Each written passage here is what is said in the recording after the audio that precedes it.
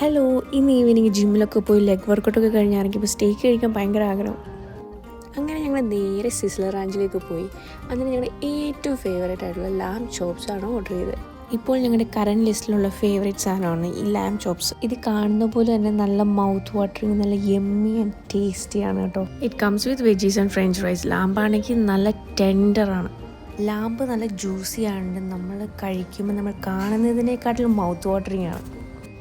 If you are in Mangalore, ഇത് ഉറപ്പായിട്ടും ഇവിടെ പോയി ഇത് ട്രൈ ഔട്ട് ചെയ്യണം.